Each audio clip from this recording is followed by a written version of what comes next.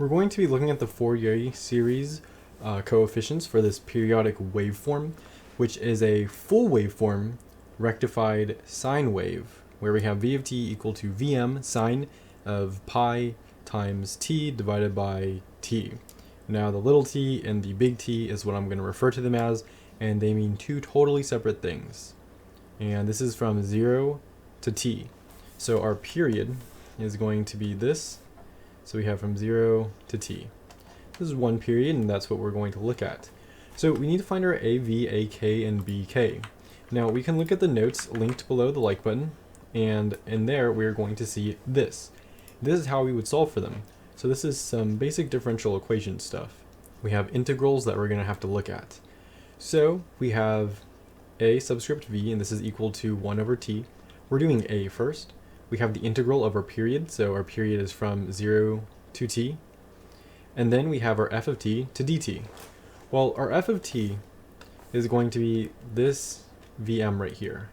This is going to be our ft, and I guess it zoomed in a little bit because this is pretty important, and it is pretty cool. So we are going to plug this in here. We are going to have our Vmax, but instead of putting it in here, I'm going to write it out front because it's a constant, and we can factor out a constant. And then we're going to have sine of our omega times the little t over our big T. And then of course we have a dt out here. And so from this, we can start integrating.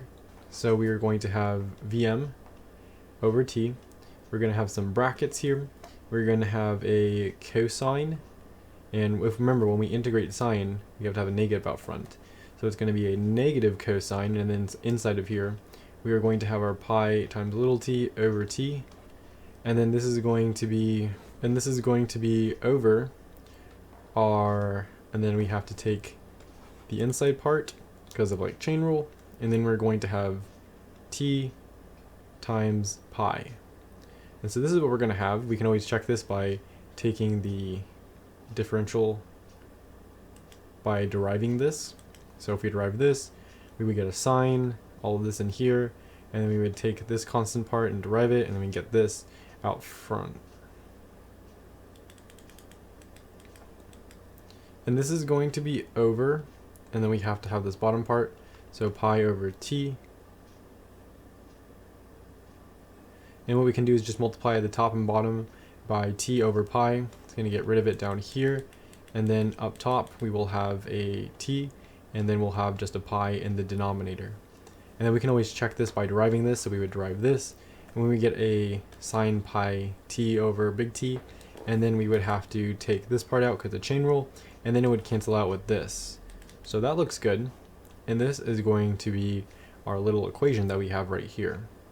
Now we need to start plugging in our values. Our upper limit is the t, and our lower is 0. So we can also factor out this pi and this t out here. If we do so, since they're constants, we're going to have Vm over t, and we'll just have times t over pi. Let's also factor out this negative here too. So I'm going to throw this negative out front here. And then inside of here, we're just going to have cosine, and then we are going to have our omega, or I'm sorry, not our omega, we're going to have pi. It's been a long day. And this is being multiplied by the little t, which we have to plug in what we have up here, the limits for. And this is going to be divided by t. And that's it for that. And then we have to minus the second part. So we're going to have cosine, and then we're going to have pi times 0 divided by t. So this is what we have in here. We can see that out front the t's are going to cancel out. In here the t's are going to cancel out.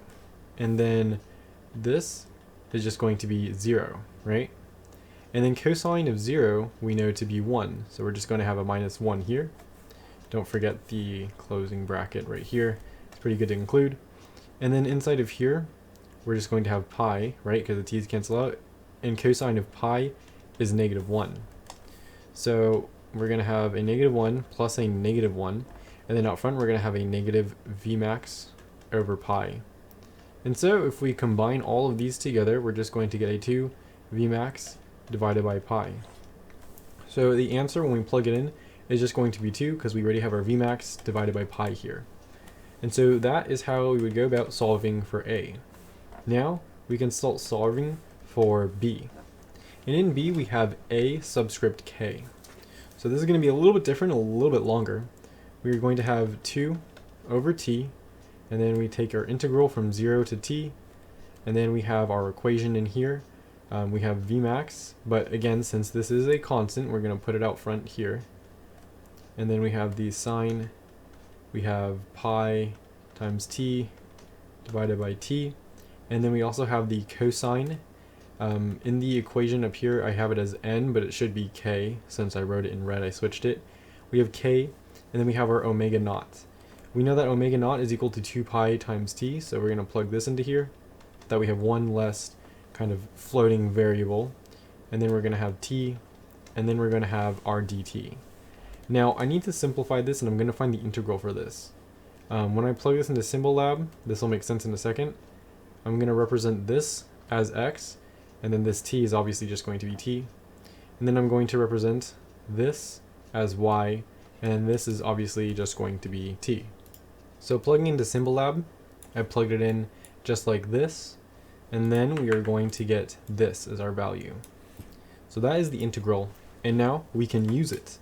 So putting it to good use, we can start writing this out. We know we have our 2 Vmax out front divided by t. We have this times constant 2. Now we have to do our actual important part in here. Well, it's all important. We can see that we have negatives for both of these, so I'm also going to actually factor out a negative here. We're going to have cosine. We're going to have our x, and we know our x to be pi times t, and then we have it being multiplied by little t, so it's going to be like this. We then have a plus. We have our y, which is 2 pi times k times t divided by t.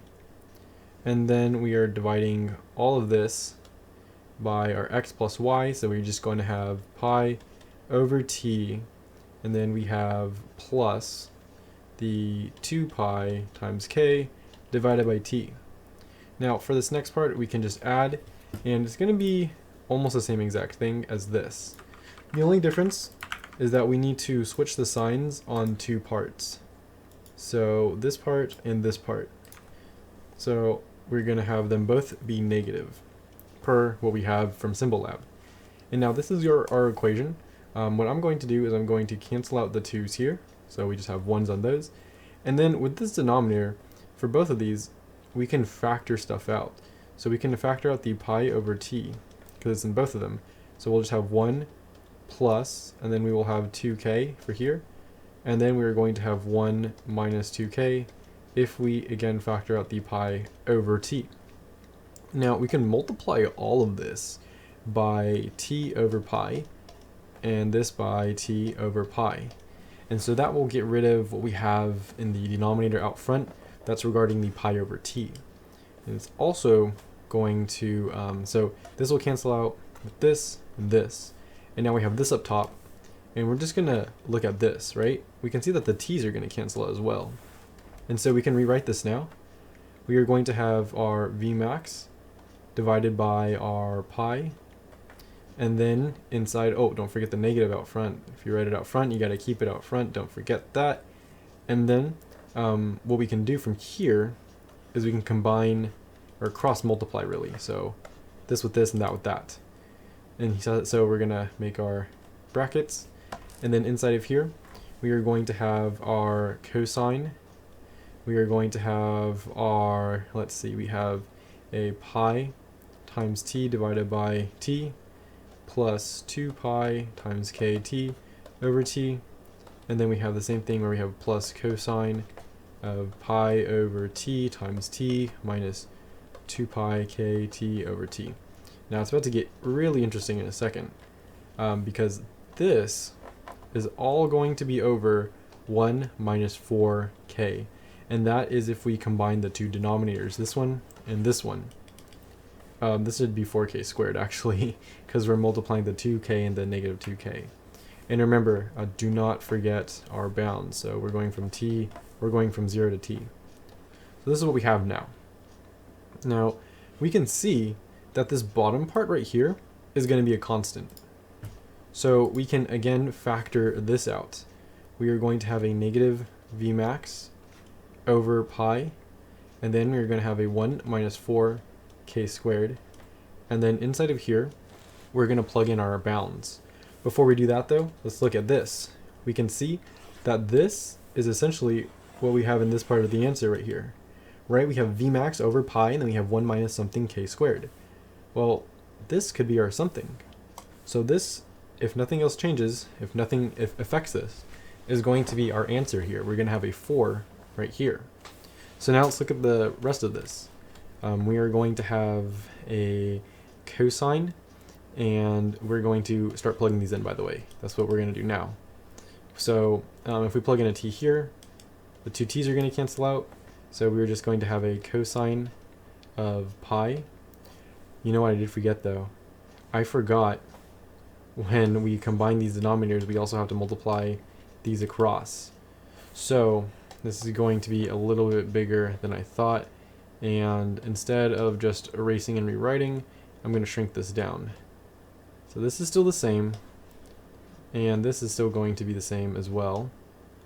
Just remember, when we cross multiply, we actually have to cross multiply. So this will be a 1 minus 2k, and then we have a 1 plus 2k inside of here for both of these.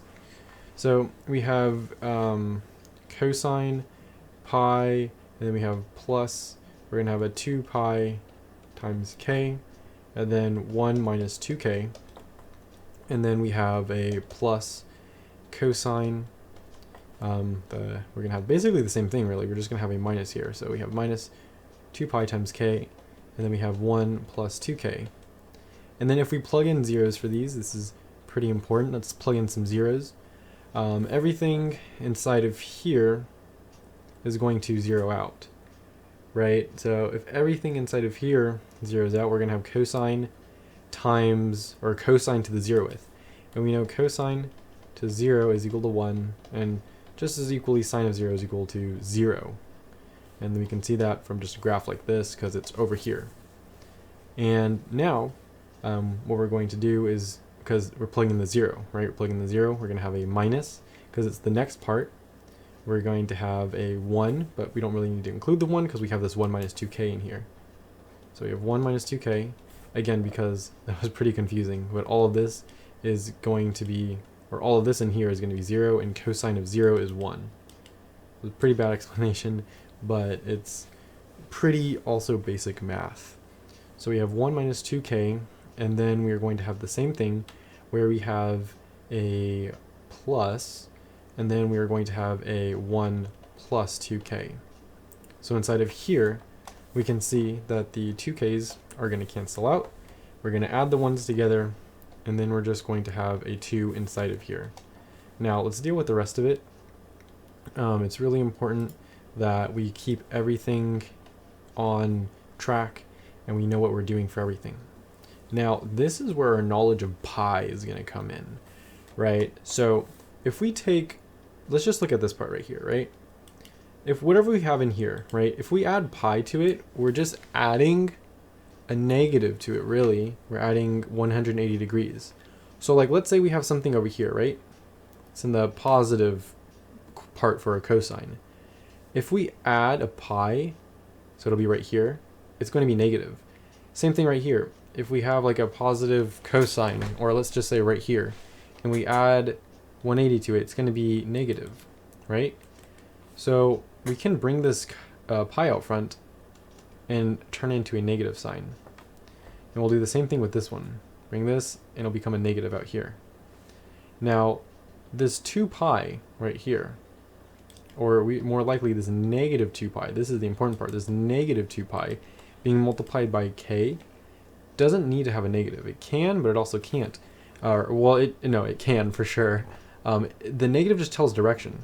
So if we have a graph like this, right, and we have, let's just say k is 1, right? So we have negative 2 pi and we have 2 pi. So if we want to go to 2 pi, we know we go around like this and we get to this point. Well, if we go negative 2 pi, we're just going to go around like this and we're going to get to this point again. So we can just make this a plus right here. So knowing that, we can rewrite this first part, because this part out here is just going to drop down. We don't really need to rewrite it. Inside of here, we are going to have and then we can factor out these cosines. In fact, we can even factor out these negatives, right? If we factor out these negatives, this will turn into a plus. Again, this will be a plus, and this negative will be a plus. So we're going to factor out our cosine 2 pi k from here and here, because now they're both the same. And now this is going to add together with this.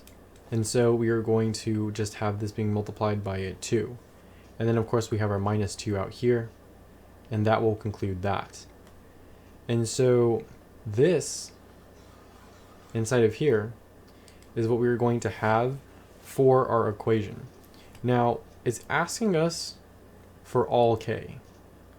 So okay, we need to find this for all k.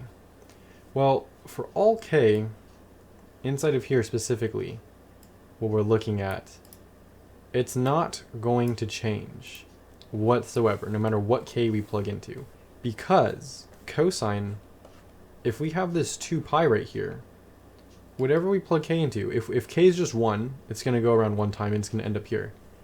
If k is 5, it's going to go around 5 times, and it's going to end up in the same spot as well. And so since it does that, we can just say, well, let's let k equal to 0. And so all of this is going to be 0, right? And we know cosine of 0 is 1. And then we have this 1 times this 2. And so we're going to have this 2 minus 2. But I did make a mistake when I turned these positive and I turned this into a positive out here. I didn't compensate for what we have over here, because what we were really doing was factoring this negative in here and here, and that turned it into a positive. So this should also be a positive. So this should be a positive, and then we're really going to have 2 plus 2. And this 2 plus 2 is going to give us 4. Sorry about that math mistake, but it's pretty simple. You're just factoring in this negative here, and then you're going to get this 4 once you have it. And so the final equation is going to be V max 4 divided by pi, and then we have 1 minus 4 times k squared. So this is going to be our final equation for part B. And so what we're going to write in here is ak is equal to 4, and then we have our minus 4 on the bottom. Now it's time to do the last one, b of k. Well, if we look up top, we know that b of k is equal to 2 over pi, or 2 over t, sorry. 2 over t, and then we're going the integral from 0 to t. And then we have our f of t in here, which we know to be v max, times our sine of pi times little t over big T. And then we have sine with our k omega times t dt. Now, what we're going to do from here, we need to find our b of k. We're going to replace that omega naught with a more easier to read 2 pi over t. And now we can plug this into our symbol lab calculator just to get the basic integration of it. All I'm going to do here is replace this cosine with sine, and then we are going to get this. We don't need the constant c, and that is because we have upper and lower limits. It's only if we don't have any. So with this here, I'm going to write out our equation. We have this 1/2 out front, but we have our 2 pi out front for our b of k. So I'm going to just cancel out the 2's. We're going to have 1 over t. And then inside of here, we have, of course, our sine. We have the x, which is the pi times t over t, plus the y, which is 2 pi times k times t over t. And then this is all going to be divided by, make sure you have the negative out front for here, the x, which is pi times t over t. And then we have plus the 2 pi times k over t. And then we are going to have plus, and actually it's literally the same exact thing. Again, only the sign in the middle of the two are switched for both of them, the numerator and denominator. So this is going to be both negatives up here and down here. And so now this is our equation, and remember our limits is 0 to t. Now before we plug anything in, let's do some analyzing of this. Remember how in the previous part with part B, we looked at our cosine right here, 2 pi k, and we said, well, whatever we plug in for k, it's not going to matter, and cosine is always going to be 1 because inside will always go back to a 0, right? Well, it's the same exact thing for this sine right here. You see, when we plug in this t right here, it's going to cancel out with this t, right? And so we'll just have a sine in here, right? Single sine. And then when we look at this one, the t's are going to cancel out here, and then we have 2 pi times k. And so what this means is that we are always going to have an even or like an odd number of sine. We're always going to have like something inside of here. Like let's say, well, our k is 5. It's going to be 11 pi. Well, 11 pi is just going to be over here. And then 12, well, let's say it's something else, right? No matter what it is, it's going to be over here. And when it's over here, we know that sine is a big 0. And this is going to work for both of these. So for the first part, we are going to have essentially 1 over t, and then we're going to have 0 plus 0. But let's look at the second part when we plug the 0 in. When we plug the 0 in here, everything inside of here is just going to become 0. And we know that sine of 0 is 0. So we are going to have a minus 0 plus 0. And so if everything's 0, this is just equal to 0. And so our answer, b of k, is 0. And that is how we would go about addressing this problem.